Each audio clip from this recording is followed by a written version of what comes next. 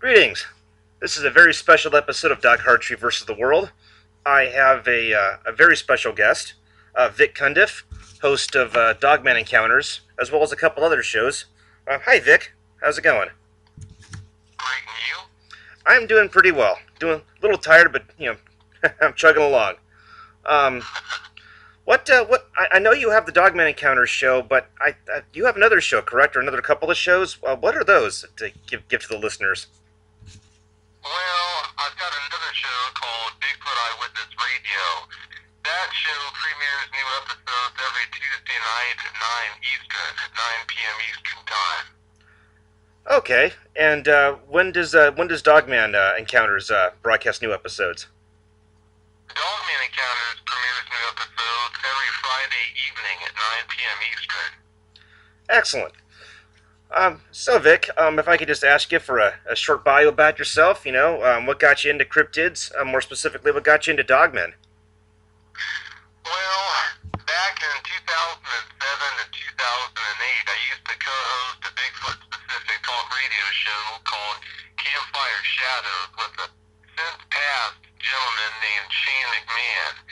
And while we were hosting that show, some men that used to go out and beat the bushes for Sasquatch all the time, at one point I heard them start coming back talking about dog-faced booger this, dog-faced booger that.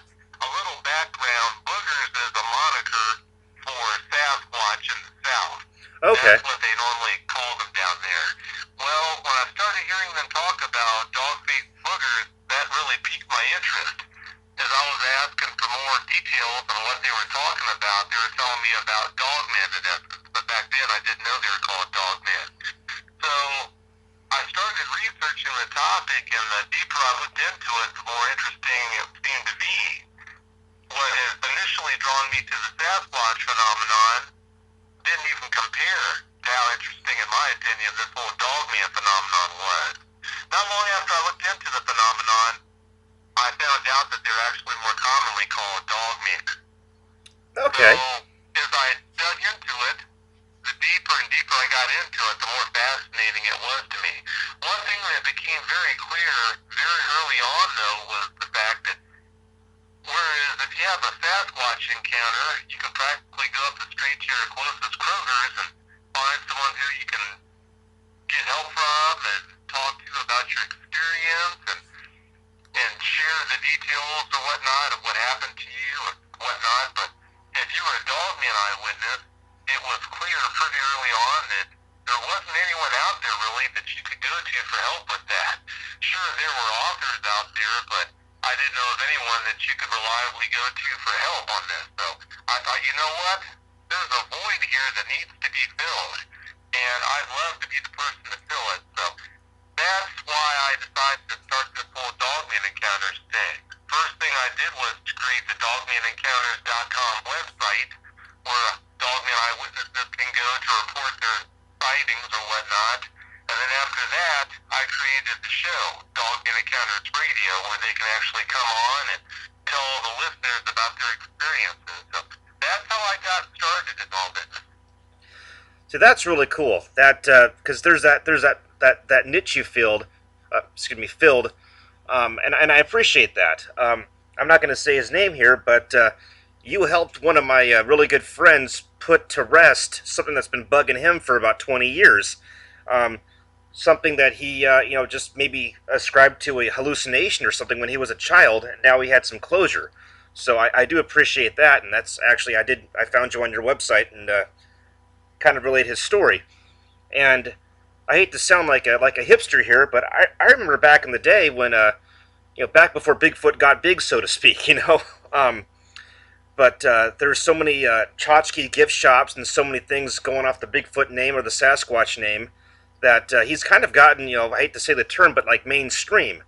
But there are people who, I think, even from listening to your shows, who have gone quiet or thought they were going insane because you see a dogman and the human brain doesn't have the capacity to recognize what it's seeing.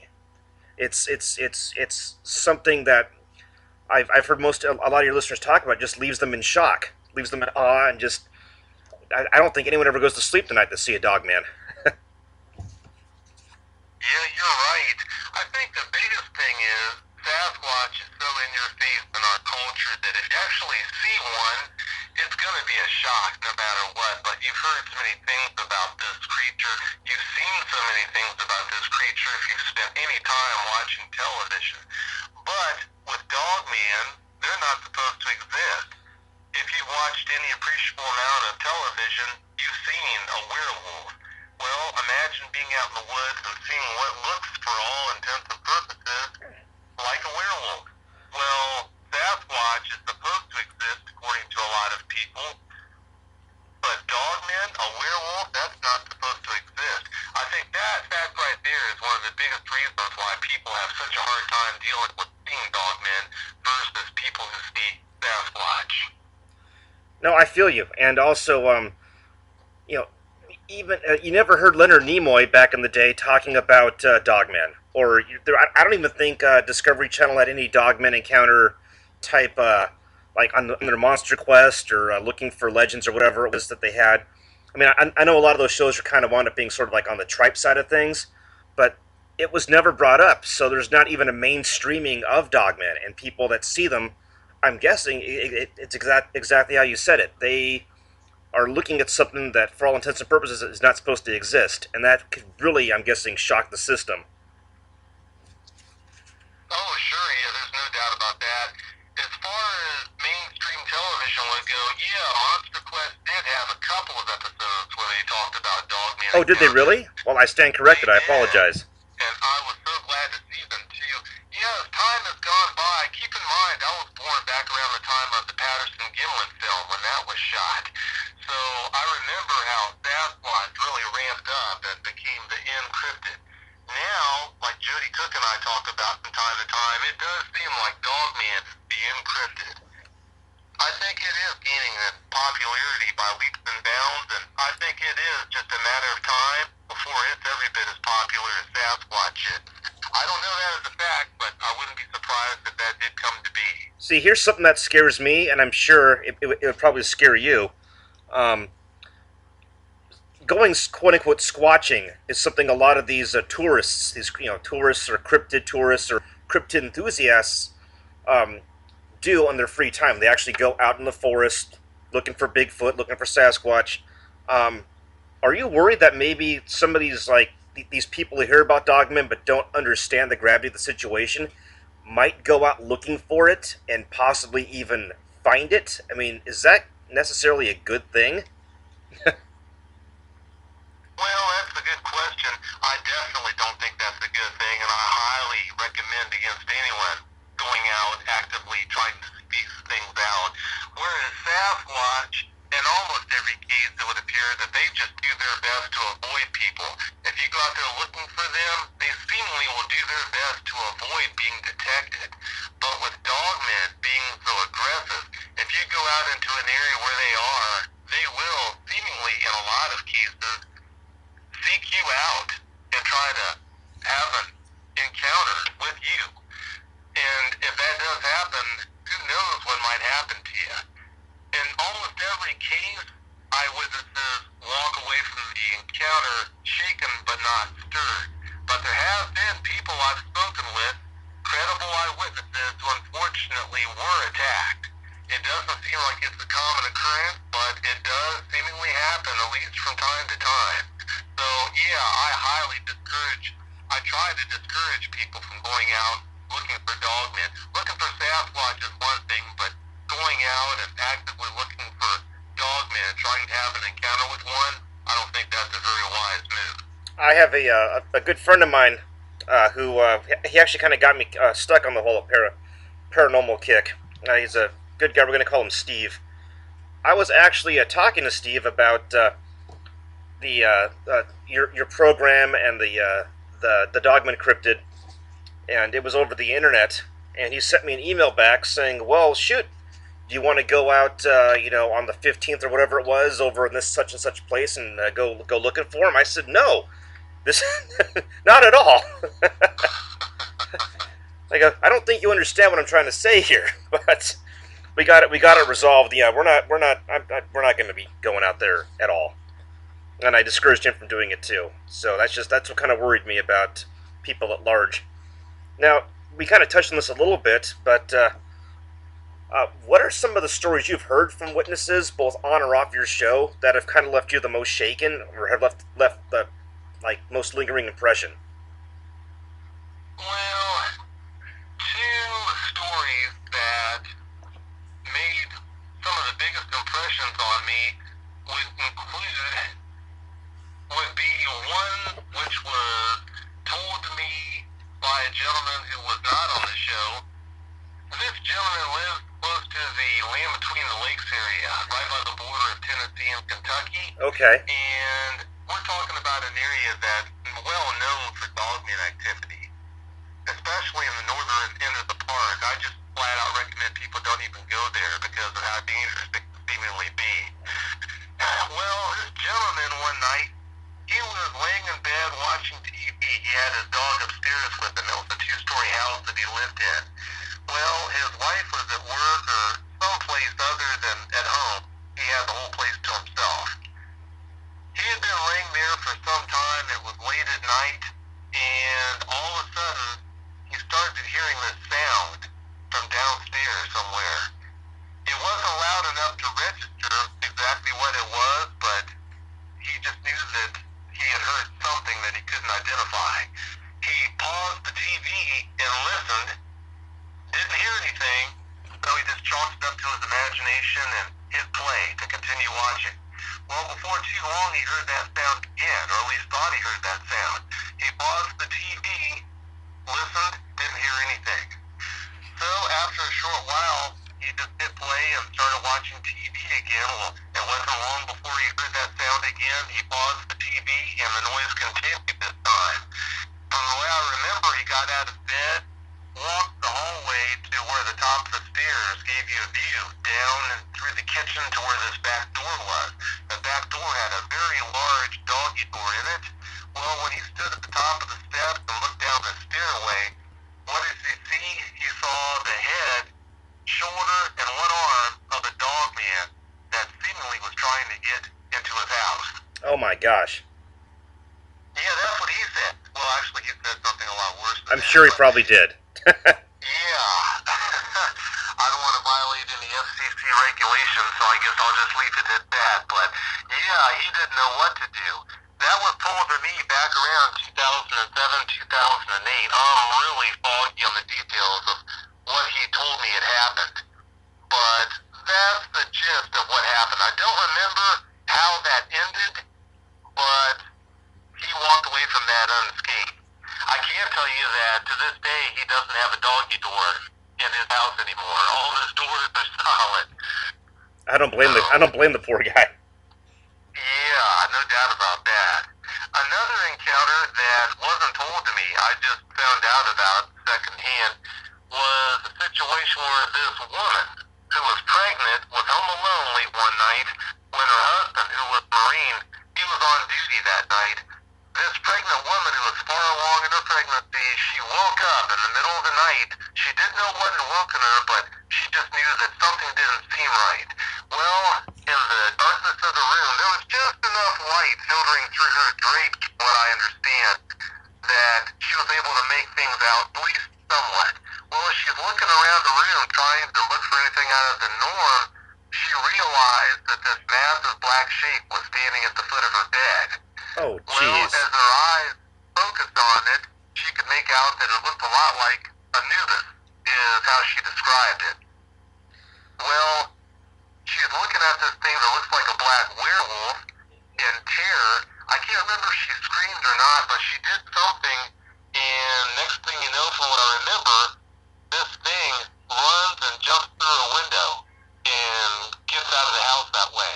I don't know if the glass was closed, if the actual window was closed, and it went through the screen and the window pane, or if the window was open and it just jumped through the screen. But nonetheless, when the police came, she called the police in a panic. She called her husband too.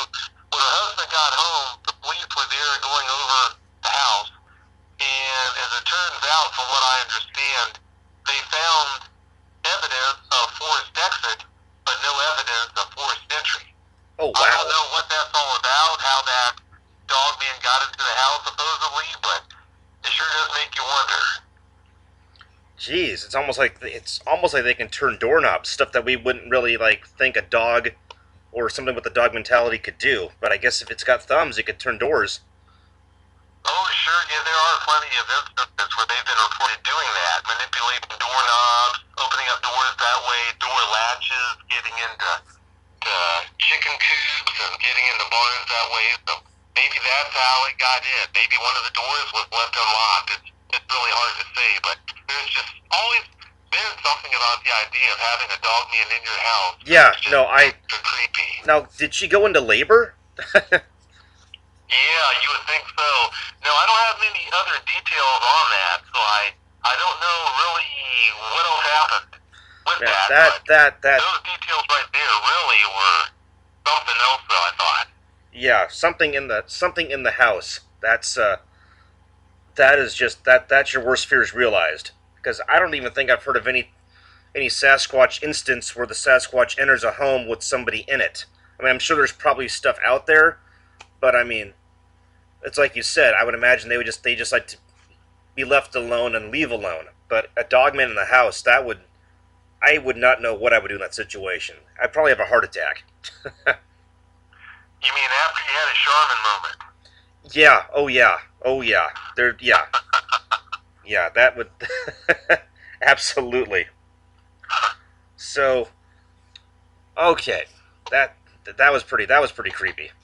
Um, on that note, are there distinguishable species of or different types of dogmen that people see? There are. As time goes by, it seems like we find out about more variations, but I think to date, I've had eyewitnesses tell me about what would appear to be 11 different variances of Dogman. Now, understand, Dogman is just an appellation that's been assigned to this cryptid because of how it looks, not because of what it is. It's not a man, and it's not a dog, apparently. It just happens to have a body, in some cases, similar to a hominid, and in most cases, they had heads that look very canid in appearance. That doesn't mean that it's a man with a dog's head. No, that's just what Understood. they're called. Understood. But And they're I do. I'm sorry. oh, that's okay. And for all intents and purposes, they're living creatures. They're not set by aliens. They're not weird spirits. They're flesh and blood like you and I. They just happen to have characteristics of both a dog and a bipedal hominid, typically, so dogmen in the vernacular. I got you. Yeah, as far as breaking down the way they look, the best I can do on that, Matt, is tell you that I call one kind of dogman a canine type. It's the kind of dogman that has hocks instead of ankles. It has stifle joints instead of knees. It's got a leg structure like a dog, a cat, or a horse, in other words. Except it's got feet like a canid with Okay. much more pronounced claws. There is another kind of dogman, a cryptid that's called a dogman. Again, that's not what it is, that's just what it looks like. That's what it's called. There's another kind of dogman that has a hominid body style with hominid style legs. It has knees just like a Sasquatch or a human. It's got ankles just like a Sasquatch or a human.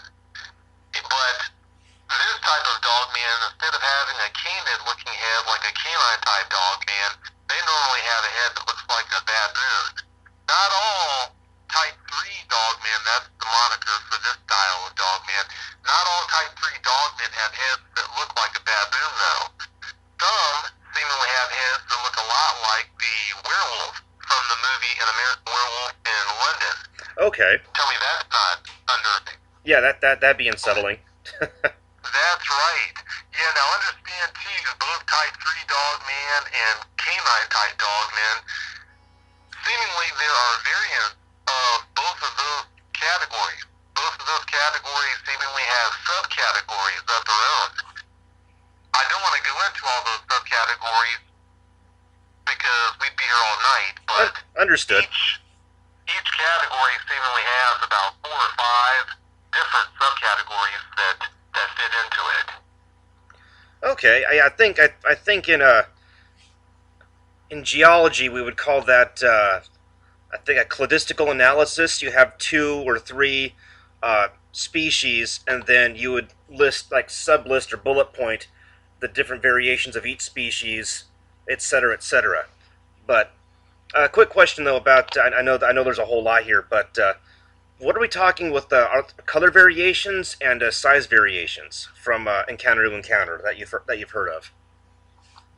Well, as far as color variations would go, any color you can see a wolf in, white, brown, black, gray, gray with black highlight, gray with brownish highlight, any color that a wolf would come in, it would appear that a dogman can come in that color.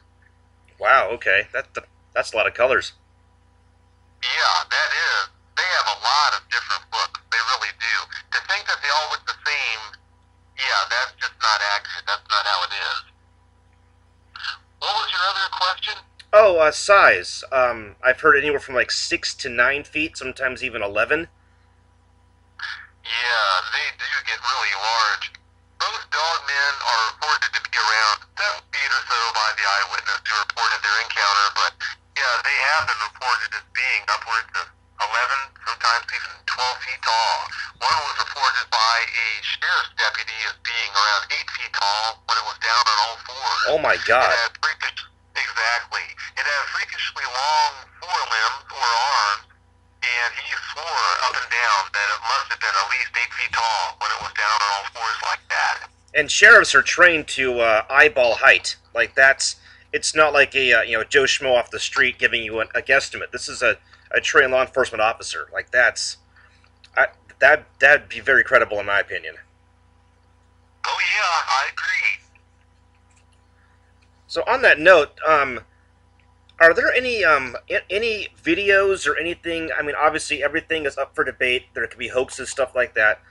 Is there any compelling video evidence that may be making the rounds of Dogmen that you've heard of that you gave a second glance to?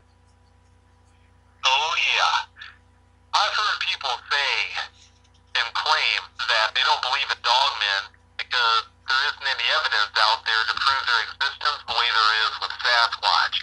Well, that's a joke to me because, yes, for every bit of evidence that's out there to prove that Sasquatch exists, film footage, good compelling photos, top-notch recordings, scat samples, top-notch footprint samples, all those things that are out there for Sasquatch are out there for dogmen. I've had some amazing evidence that's been shared with me. I've seen video footage that would blow you away. I've seen video footage where the dogman was within 5 feet of the camera. Oh and my. we're not talking about a snapshot. We're talking about actual motion picture type footage, video footage. And this was in the daytime. Wow. So, yeah, I've had some amazing evidence that's been shared with me.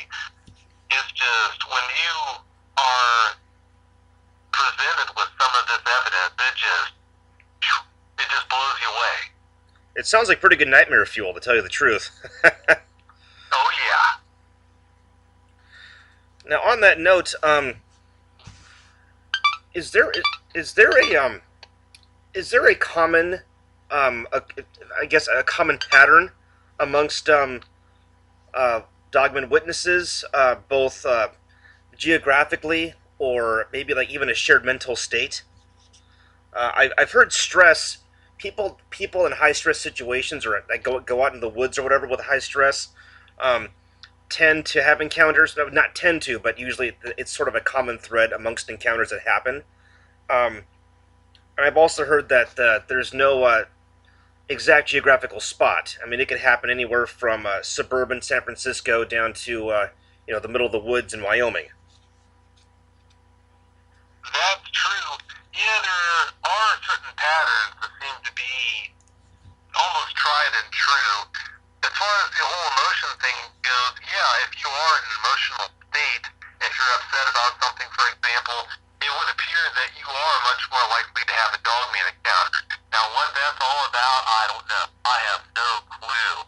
But that does seem to be the case. As far as locations would go, that's right also. Yeah, they do seem to be all over. Some people have have the idea that as long as you're not in Wisconsin or Michigan, that you don't have anything to worry about, but that's not true. They've been seen in California and Florida and Maine and Rhode Island and everywhere in between. They've been seen abroad in Europe, in Russia. They've been seen in Australia. No matter where you go, and Africa too, no matter where you go, if there's an appreciable amount of wood cover, tree cover, it would seem that there's that possibility you might have an encounter with one. Yeah, because I've heard, I think actually from your show, that people have bumped into dogmen that were rifling through trash cans in the middle of the city. Yeah, in the middle of the city, I don't know of any instances where it was necessarily smack dab in the middle Well, of the city. we're not talking downtown LA, but we are talking paved roads, close together houses. You know, maybe yeah, you're probably right, but not the middle of, but definitely in a suburban or urban area. Oh, sure. Yeah, definitely there have been cases where they've been reported in suburban areas. They have been reported within the city limits of major metropolitan areas such as Cincinnati, Columbus, Ohio, Chicago, Dallas, places like that that have loads and loads of people, places where you would never expect a dogman to be anywhere near. But they do go to these places apparently from time to time. Or yeah, I mean, or any kind of cryptid. You usually affiliate cryptids with, you know, the middle of the woods and the middle of the water. You know, so. Yep, that's true. I think a lot of it boils down to the fact that with Sasquatch, they seem to do a lot of extra things to try and avoid being seen, to try and avoid any interaction with people. But with Dogman, it seems like they just don't care in a lot of cases. Okay, well, if you see me, I'm just going to scare you to death and make you pay the price for having the nerve to be in my presence. They don't seem to care about being spotted or seen like that. So I think that really weighs into why they seemingly are encountered more often at places like that around major metropolitan areas than what Sasquatch are. Yeah, I mean, I guess if you were a dogman, you wouldn't have a whole lot to be scared of, regardless of who saw you or who didn't. But Oh no. now, by what I've heard a lot of people, both on your show and other cryptid shows, who and even a personal friend of mine, who when they were presented with the phrase, I'm sorry, the term dogman, did not know what it was until you kind of broke it down into a description more like a werewolf or something like that. Are there like any regional names for dogmen throughout the U.S. or other places? Oh, there sure are. There are loads of names like that. Hombre Lobo is a moniker for them in Mexico. Down in South America, the appellation El Lobezón is used for dogman to describe them. And let's see, dog-faced booger is used in the South And of the United States. There's a name in Australia that's been assigned to them that I can't remember right now, but if I remember correctly, they have their own name for dogmen in Australia. wow, And that's probably just the tip of the iceberg. There are loads and loads of names that different cultures seemingly have for them. The Choctaw, their nickname for, or their name for dogmen would be the Shobachito. So yeah, it just goes on and on. see, I give a lot of credence to and a lot of credibility to animals or to things that the Native American people name, because it just shows you, at least in my opinion, that sightings or knowledge of these animals go way back, you know, generations. Oh, sure. Yeah, this isn't something that just happened in the 80s. This isn't something that just started happening in the 80s in Wisconsin near Bray Road. No, this stretches way back. The first documented encounter that happened in, I believe, the United States happened in 1887 in Wexford County, Michigan. But they've been seen long before that. If you think about it, look at the hieroglyphs on pyramids showing Anubis. Maybe that's something that people back then were seeing yeah, But and it's even yeah, more. It's think even. about Europe. The tales of werewolves in Europe. Oh, People absolutely. said that they were seeing these things way back then. So yeah, this isn't something that just recently started happening. People have been seeing these things for as long as history's been around for the most part. Documented history. And it's kind of chilling in retrospect that Anubis would be the Egyptian god of death. So obviously, if these people were seeing him, way back when, they were scared of him too. Yeah, good point. So I think actually that about wraps it up. I sincerely appreciate you being on my show. Once again, can we give out your information, or can you give out your information to any of my listeners or viewers who might have had an encounter or know somebody who had an encounter? Sure. If you've had a Dogman encounter, please go to the show's website. Actually, please go to the encounter website, which can be found at dogmanencounters.com. If you go to dogmanencounters.com, not only can you read about other eyewitness encounters, on the homepage there's a form you can fill out and send to me. Click submit, and that report of your encounter will be sent to me so that I can read what happened to you and use your contact information to reach out to you and talk with you about your encounter and hopefully in the process help you.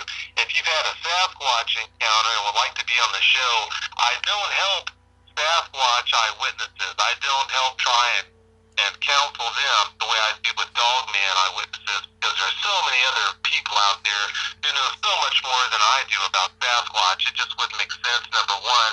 Number two, I just don't have the time to focus on Sasquatch the way I do on Dogman. But if you have had a Sasquatch encounter and would like to be a guest on Bigfoot Eyewitness Radio, please go to bigfooteyewitness.com. And on the homepage there, you'll find a form you can complete. And same thing as with Dogman Encounters, I'll use that contact information you leave on the form to reach out to you and talk with you about possibly having you come on the show. And I will say from firsthand experience that you are amazingly prompt with your responses on the website. So this is not like a big corporation or a machine. Vic will get back to you in a very much timely fashion. I know from like I said, from firsthand experience. So by all means, if you even think you had an encounter, if you're like me and had a friend who had one, yeah, hit up Vic. He'll know what He's amazing. I can say, like I said, I've got nothing but good things to say about him. Well, thanks for the good words, man. I appreciate it. I don't deserve them, but I appreciate it nonetheless. I appreciate you coming on, Vic, and I look forward to hearing your next show. Oh, thanks so much for the opportunity to come on, and thanks so much for listening to the show. I appreciate it. Thank you, Vic. You have a good one. You too. And once again, that was Vic Cundiff, host of Dogman Encounters, and special shout out to him, and I sincerely appreciate that he came on the show. So, to the rest of my viewers, if you please like and subscribe if you haven't already, I would sincerely appreciate that as well. This is Doc Harchery, signing off. Have a good evening, have a good night, good morning, wherever you are, whatever you're doing.